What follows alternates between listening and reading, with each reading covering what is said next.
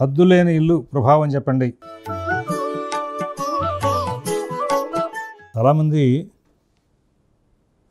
చిన్న చిన్న స్థలాల్లో ఇల్లు కట్టుకుంటూ ఉంటారు, నివాసం ఉంటూ ఉంటారు. వాళ్ళకి సందు ఒక ఇవ్వాలి, దక్షిణ పక్కన సందు ఇవ్వాలి, తూర్పు పక్కన సందు ఇవ్వాలి, ఇంటి చుట్టూ ప్రదక్షిణ చేయాలి.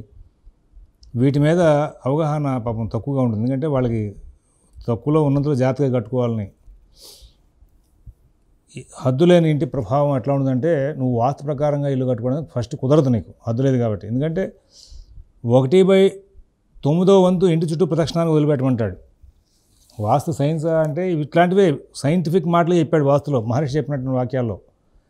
మనం 1/9 వంతు పక్క ఇంటి వాడి ఒంటికి 1/9 వంతు వెళ్తే మధ్యలో ఇంత ధారాళంగా గాలి వెళ్తూ నడుస్తుంటే ఇంట్లో క్రిమికీటకాలు ఎట్లా వస్తాయి, ఆరోగ్య సమస్యలు ఎట్లా వస్తాయి, రావు కదా. వాడు శీతోష్ణాలు మనకి ఇబ్బంది పెట్టకుండా ఉండేందుకు వీలుగా, మన ఆరోగ్యం ఉండేందుకు వీలుగా రక్షణ. ఎందుకంటే ఇంట్లో ఎక్కువసేపు నిద్రిస్తూ ఉంటాం, నిద్రించినప్పుడు వాతావరణ ప్రభావం మన మీద పడే అవకాశం వస్తుంది. కాబట్టి శాస్త్రీయమైన ఇల్లు కట్టాలని చెప్పి ఉద్దేశంతో ఆయన అట్లా చెప్పి వచ్చాడు.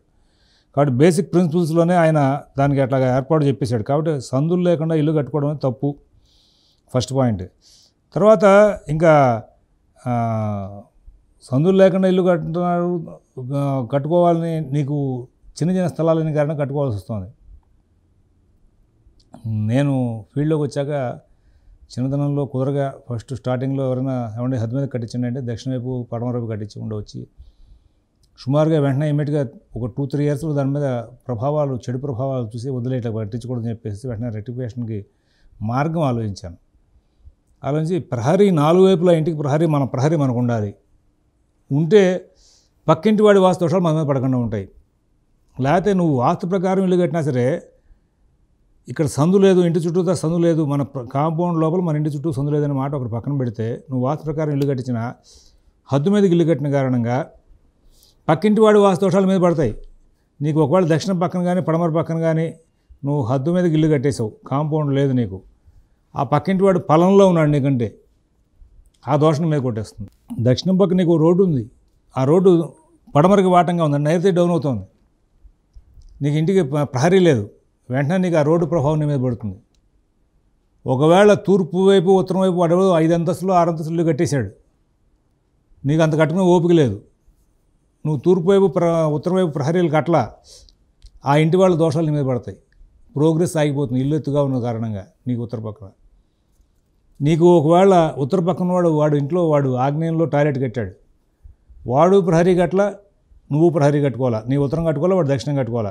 వాడి ఆగ్నేయం నీ ఈశాన్యంగా అనుకున్న కారణంగా నీ ఇంట్లో ఇబ్బందులు ఉంటూ ఉంటాయి.